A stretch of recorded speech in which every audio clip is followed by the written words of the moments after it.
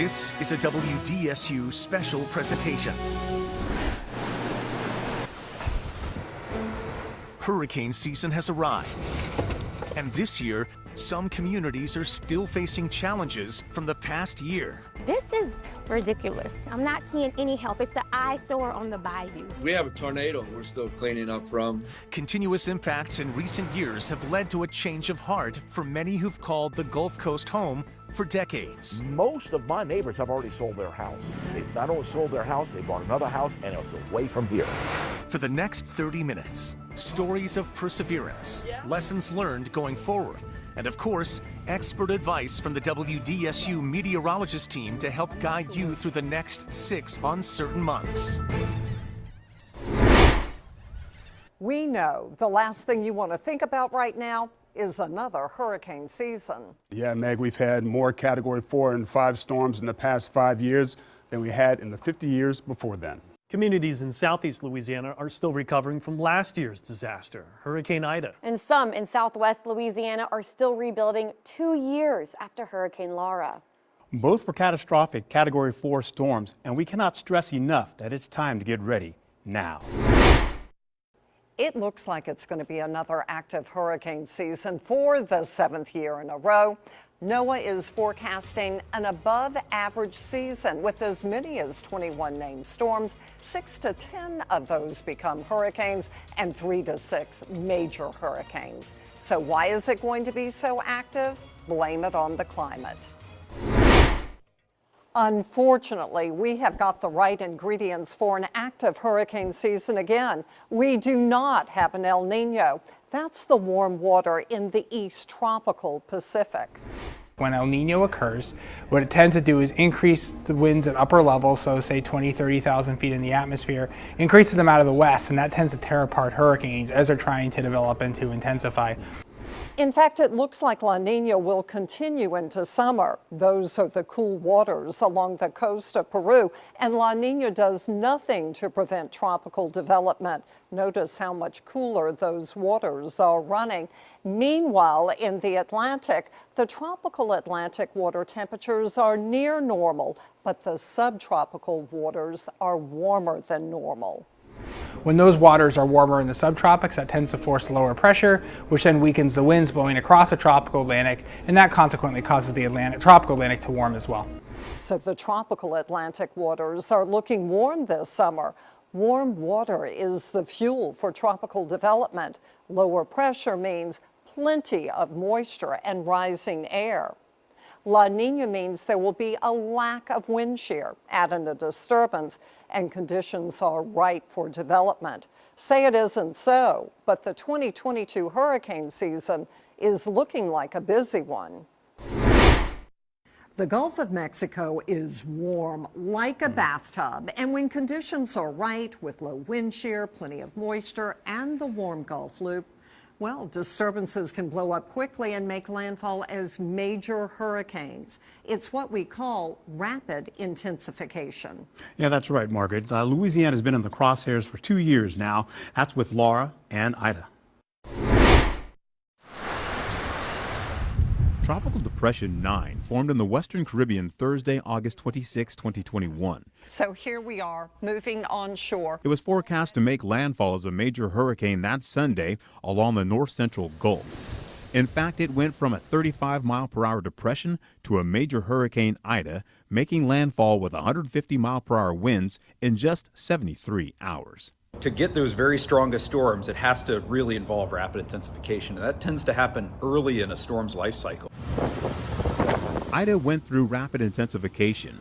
That's when a storm strengthens from 35 miles per hour in a 24-hour period. Only Ida intensified 35 miles per hour in a 5-hour period. Lightning, if there's a whole lot of lightning, can indicate that it is intensifying. It went from 115 miles per hour at 1 a.m. Sunday to 150 mile per hour winds by 6 a.m. Sunday. Laura also went through rapid intensification. Winds increased 65 miles per hour in a 24-hour period. The problem is these hurricanes are getting stronger right before landfall.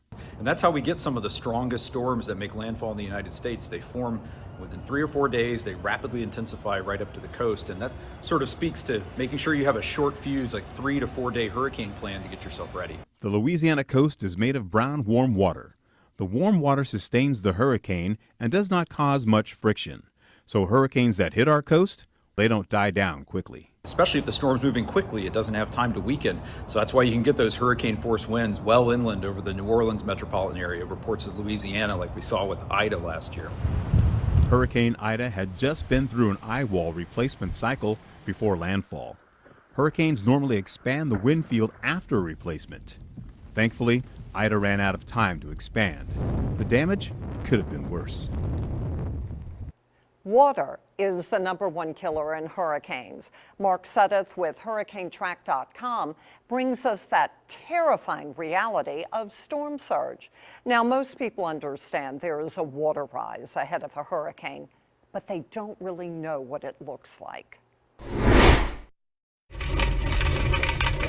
This is Ida's 9-foot storm surge with 3 to 5 foot waves on top of it at Prunier Landing right on the west side of Lake Pontchartrain. The camera is up 10 feet and it's going under.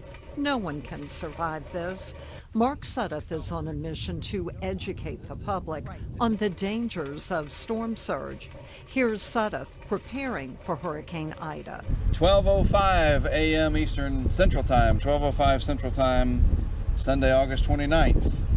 Wow. He put 19 cameras in waterproof boxes along Ida's forecast track from Waveland to Golden Meadow to capture the storm surge. 3 went up here at Prunier Landing on the west side of the lake. We put a huge chip in there. It's a 400 gigabyte chip, and that'll give us 36 hours of high definition video. And you put one right up there? Right. We brought our ladder. We were at about 10 feet above the ground level, and the GoPro was looking up Peavine. Okay. And then the live cam, we wanted it to look over there because the other one of these was on that back column looking that way. So we had 3 different angles. So the cameras look west and southwest and south, but not east. It'll fill up so fast that it'll just look like the lake. There's no context. At 1 p.m. looking south, the lake is already over Prunier Landing and rising. It's live and recorded ground truth of exactly what happened. It's not ambiguous.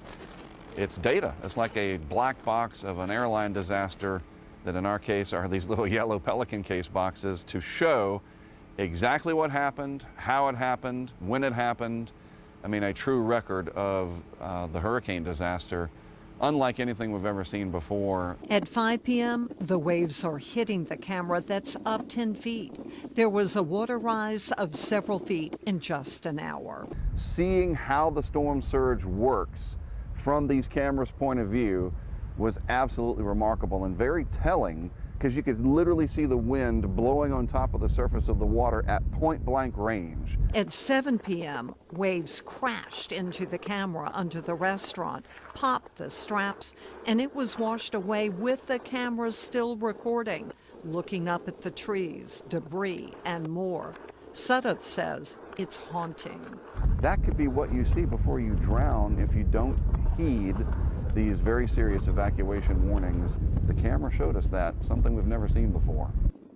That same storm surge that hit Prunier Landing flooded LaPlace, and that's where meteorologist Lee Southwick picks up the story. I had 2.5 feet of water in my house. Gene Franquez has lost his home twice. First to Hurricane Isaac, then to Hurricane Ida. A Vietnam veteran, he's now homeless again. 9 years ago, I survived another flood, Hurricane Isaac. That was tough. That was really tough. 9 years later, I'm surviving another flood. Everything that I saved from the first flood got destroyed on this flood, and then more. Oh, I pray they get the levee built. The $764 million West Shore Lake Pontchartrain Risk Reduction Project is currently in the works. So far, they have some access roads built and a test section of the levee underway. The project's scheduled completion, 2024. Once this risk reduction system is in place, it doesn't eliminate the risk. That's why we call it a risk reduction system. it won't be anything like the flooding they've experienced. They shouldn't see the amounts of water that they've seen in these last few hurricanes. The Army Corps of Engineers doesn't anticipate any major delays, but for now, Gene is taking up shelter at the American Legion office. And now we're in hurricane season, and it's going to be a long, scary season. Lee Southwick, WDSU News. We all saw what happened to our levees during Hurricane Katrina. Major flooding. Margaret, since then we had more than a $14 billion investment, and it's paid off. New Orleans didn't flood during Hurricane Ida. This is the Hurricane Storm Damage Risk Reduction System, also known as HSDRS locally. What we have here is a series of levees, flood walls, gates, pumping stations. Just about 1 million people are protected with the Hurricane Storm Damage Risk Reduction System. But in order for this system to retain its design effectiveness, it needs nearly constant upkeep. I spoke with Chris Humphreys, who tells me that a levee isn't just a mound of dirt, but has several components to it. The levees are armored, meaning they have the high performance turf matting underneath the grass to keep it from eroding if it were overtopped. So how do you lift a levee? We take off the sod and the turf matting so that we're down to the soil, then we'll build it back up from there. But the levee walls need to be maintained too, and according to a recent report, several miles of existing wall will need to be rebuilt. Most likely those walls will be T-walls, which means they will be founded on deep piles, over 100 feet into the soil, and build a base and then build a wall up from that. But the maintenance is a never-ending project. So we're constantly looking for problems that may have occurred, lightning strikes, animal burrows, any number of things that we need to fix. And we're out every day repairing. And thanks to their hard work, we'll all be protected from another catastrophic storm surge event for decades to come. Preparing for a storm means being ready, not only ahead of landfall, but also after. We all know utilities can be out for some period of time. Yeah, so you want to be sure to have a basic disaster kit for you and your family while you wait for assistance to arrive. Leaders suggest to have at least 1 week of food and water per person. In addition to gathering your supplies, you want to have an emergency plan. Prepare financially. Get your cars and home ready. And of course, make sure you have all your important documents in one place. Many people are still rebuilding after Hurricane Ida last year. Coming up, concerns from coastal communities down the bayou. We also look at the architecture that could be utilized to survive a storm. But could you afford it?